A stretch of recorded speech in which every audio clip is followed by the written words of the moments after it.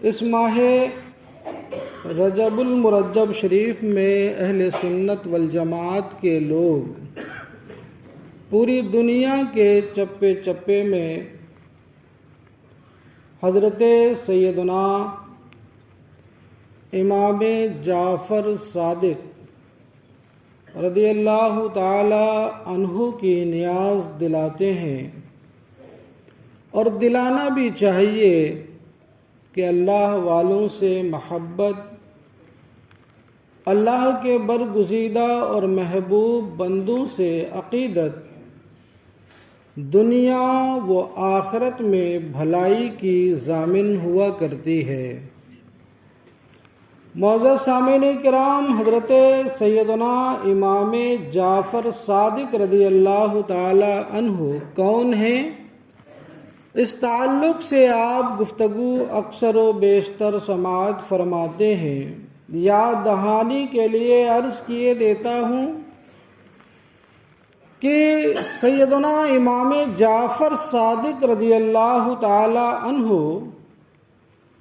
ان کے والد ماجد حضرت امام محمد باقر رضی اللہ تعالی عنہ اور حضرت امام محمد باقر رضی اللہ تعالی عنہ، یہ حضرت امام زین العابدین کے لڑکے، اور حضرت امام زین العابدین رضی اللہ تعالی عنہ یہ حضرت سید الشہداء امام حسین رضی اللہ تعالی عنہ کے لڑکے، یعنی باپ کی طرف سے حضرت سیدنا امام جعفر صادق رضی اللہ تعالی عنہ علوی فاطمی سید ہیں، اور آپ کی والدہ ماجدہ یعنی حضرت امام جعفر صادق کی ماں حضرت ام فروہ رضی اللہ تعالی عنہا ہیں، جو حضرت امیر المومنین ابو بکر صدیق رضی اللہ تعالی عنہ کی پوتی ہیں۔ گویا آپ اپنی ماں کی طرف سے صدیقی ہیں۔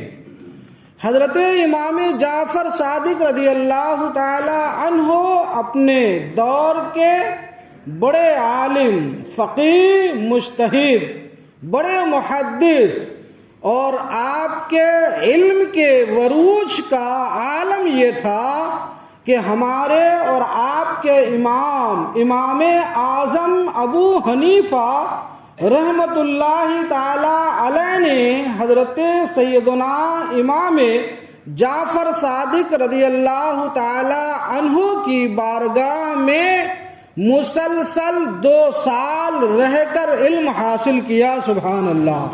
یہ آپ کے علم کا عالم تھا، اور آپ کا تقوی، آپ کا زہد، آپ کی عبادات، آپ کے ریاضات، اس کے تو کیا کہنے۔ حضرت امام مالک رضی اللہ تعالی عنہ فرماتے ہیں کہ حضرت امام جعفر صادق رضی اللہ تعالی عنہ کے زہد و تقوی و ورع کا عالم یہ تھا کہ کئی زمانے تک، کئی سالوں تک اور ایک لمبے زمانے تک میں آپ کی بارگاہ میں حاضر ہوتا رہا، لیکن میں جب بھی امام کی بارگاہ میں حاضر ہوتا تو اپنے امام کو 3 عبادات میں سے کسی عبادت میں مصروف و مشغول پاتا۔ وہ 3 عبادات یہ ہیں کہ یا تو آپ نماز میں مشغول ہوتے، یا آپ تلاوت قرآن کر رہے ہوتے، یا آپ نفلی روزوں میں ہوا کرتے۔ سبحان اللہ! اور کیوں نہ ہو، جن کا اوپر بھی زہد و تقوی اور جن کے نیچے بھی زہد و تقوی، جن کے بابا، جن کے دادا، جن کے نانا امام الزاہدین اور امام المتقین، اور آپ سے جو نسل چلی، آپ کا بیٹا، آپ کا پوتا، ان کی بھی زندگی کو اگر مطالعہ کریں تو یہ بھی امام المتقین و امام الزہد و التقوی نظر آتے ہیں. سبحان اللہ. حضرت امام باقر جو حضرت امام جعفر کے والد ہیں، حضرت امام محمد باقر رضی اللہ تعالی عنہ خود ارشاد فرماتے ہیں کہ ایک دفعہ میں حضور کے صحابی حضرت جابر ابن عبداللہ رضی اللہ تعالی عنہ کی ملاقات کے لیے ان کے پاس گیا تو دیکھا کہ آپ چادر اوڑھ کر آرام فرما رہے ہیں. جب میں نے سلام کیا تو انہوں نے پوچھا من انت، آپ کون ہیں؟ تو میں نے کہا کہ میں محمد بن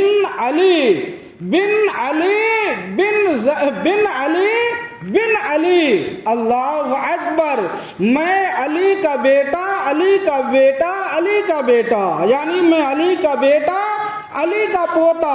آپ یہاں کوئی جو ہے شبہ نہ کھائیں، حضرت زین العابدین کا نام علی اوسط تھا، اس لیے آپ نے فرمایا میں علی کا بیٹا یعنی زین العابدین کا بیٹا، اور زین العابدین جو ہے امام حسین کا بیٹا اور وہ علی کا بیٹا.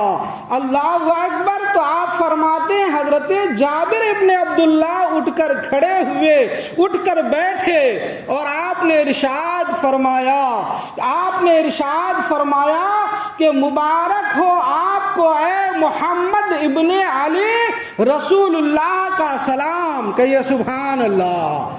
آپ نے فرمایا کہ میں نے ان سے قصہ پوچھا کہ رسول اللہ کے سلام کا جو ہے کی تبریک کیسی، اس کا قصہ کیا ہے؟ تو آپ نے فرمایا کہ ایک دفعہ میں حضور علیہ السلام سے ملا تو سرکار علیہ السلام نے ارشاد فرمایا اے جابر ابن عبداللہ، تم میرے ایک فرزند محمد جس کا نام ہوگا اس سے ملاقات کرو گے.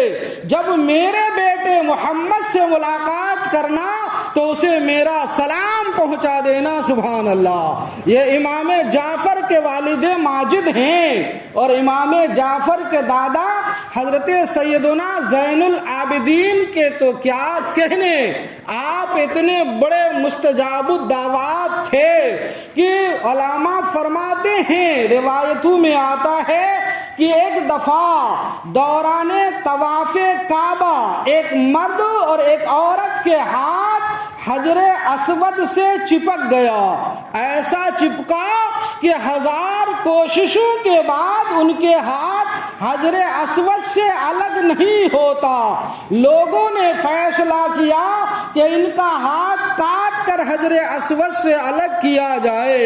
اسی درمیان وہاں پر حضرت سیدنا امام زین العابدین رضی اللہ تعالی عنہ تشریف لے آتے ہیں اور آپ نے بسم اللہ شریف پڑھ کر حجر اسود پر ہاتھ رکھا تو حجر اسود نے ان دونوں کا ہاتھ چھوڑ دیا. سبحان اللہ. جن کے بابا کا یہ عالم، جن کے دادا کا یہ عالم، جن کے نانا کا یہ عالم، ان کی تربیت پا کر ان کا تربیت یافتہ امام جعفر صادق رضی اللہ تعالی عنہ اپنے زمانے کے خود بھی امام المتقین ہیں، خود بھی امام الزہد ہیں، خود بھی امام الورا ہیں، اور امام الورا ہونے کی وجہ سے خود اللہ تبارک و تعالی نے آپ کو مستجاب الدعوات بنایا تھا.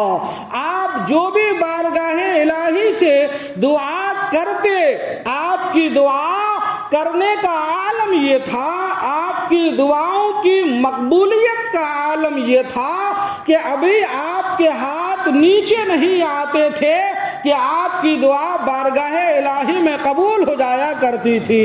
یہی وجہ ہے کہ پورے عالم کے ہر گوشے سے عشاقان محبوبان جو ہے خدا ان اپنے امام جعفر صادق رضی اللہ تعالی عنہ کے نام سے نیاز دلاتے ہیں، دلواتے ہیں، کھاتے ہیں، کھلاتے ہیں، اور یہ حسن ظن رکھتے ہیں کہ امام کے حوالے اور توسط سے، ان کی دعائیں مستجاب کے حوالے سے بارگاہ رب لم یزل میں ہم پریشان حال بندے جو بھی دعا کریں گے رب کائنات ہماری دعاؤں کو قبول فرمائے گا۔ پڑھیے ایک مرتبہ درود پاک، اللہم صلی علی سیدنا مولانا محمد بارک وسلم، صلاۃ و سلام علیک یا رسول اللہ صلی اللہ تعالی علیہ وسلم۔ ہمارے امام جعفر صادق رضی اللہ تعالی عنہ اتنے بڑے باکمال اور اتنے بڑے نسب اور حسب کے اعلیٰ معیار پر فائز ہونے کے بعد آپ بڑے بااخلاق، بڑے ہی آپ خلیق اور بڑے ہی نرم اور بڑے ہی ایثار و قربانی کے جذبے کے آپ جامع تھے۔ آپ کے ایثار و قربانی کے جامع ہونے کی ایک دلیل یہ بھی ہے کہ ایک دفعہ حضرت امام جعفر صادق رضی اللہ تعالی عنہ آپ کو کسی نادان شخص نے اس کی 1000 کے دینار کی تھیلی گم ہوئی تو الزام آپ پر ہی لگا دیا کہ آپ نے میرے دیناروں کی تھیلی لی ہے، لہذا مجھے میرے دیناروں کی تھیلی واپس کر دیجئے۔ وہ نادان جانتا نہیں تھا کہ یہ امام کون ہیں، تو آپ نے ارشاد فرمایا مسکرا کر، اچھا یہ بتاؤ تمہاری تھیلی میں کتنے دینار تھے؟ کہا 1000 دینار تھے۔ کہا چلو میرے ساتھ میرے گھر پر۔ آپ اسے لے کر اپنے گھر آئے اور 1000 دینار کی تھیلی اسے تھما دی اور کہا کہ یہ لو تمہیں 1000 دینار تو مل گئے۔ وہ لے کر چلا گیا۔ جب دوسرے دن اس انسان کو اپنی گم کردہ دیناروں کی تھیلی مل گئی تو اب نادم و شرمندہ ہوا کہ میں نے ان پر نادانی میں الزام لگا دیا۔ 2000 دیناروں کی تھیلی لی، بارگاہ امام میں حاضر آیا اور ندامت کا اظہار کرتے ہوئے عرض کرنے لگا ہمیں معاف کر دیا جائے، غلط فہمی میں میں نے آپ پر الزام لگا دیا تھا، یہ 2000 دیناروں کی تھیلی آپ قبول فرمائیں۔ تو آپ نے ارشاد فرمایا ہمارے گھر والوں کی یہ ریت نہیں ہے، ہم جسے جو دے دیتے ہیں پھر دوبارہ واپس نہیں لیتے۔ سبحان اللہ۔ کیوں؟ اس لیے کہ آپ تو سخی ابن سخی ہیں، آپ تو سخی ابن سخی ہیں، جن کے گھر والے سائلین کو عطا بھی کرتے ہیں اور کہتے ہیں کہ منگتا کا بھلا ہو۔ سبحان اللہ۔ مانگنے والے کو دیا بھی کرتے ہیں اور ساتھ میں ان کے بھلائی کی دعائیں بھی دیا کرتے ہیں۔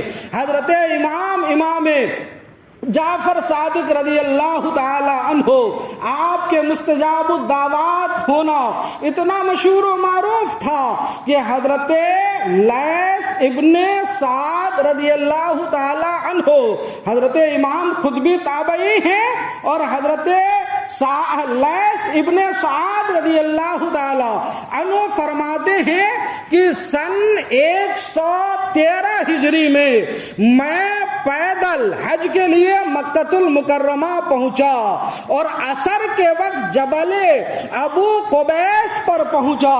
جنہوں نے عمرے یا حج سے مشرف ہوئے ہوں گے ان کو پتا ہوگا جبل ابو قبیس یہ وہی پہاڑ ہے جہاں پر کھڑے ہو کر حضور علیہ السلام نے شق قمر یعنی چاند کے 2 ٹکڑے فرمایا تھا۔ سبحان اللہ۔ آج جدھر حضور علیہ الصلوۃ والتسلیم کے جائے پیدائش پر لائبریری بنی ہے اس کے پیچھے ایک بس ڈیپو ہے اور اس بس ڈیپو اور پلیا کے پاس آج بھی وہ پہاڑ موجود ہے جس کا نام جبل ابو قبیس ہے۔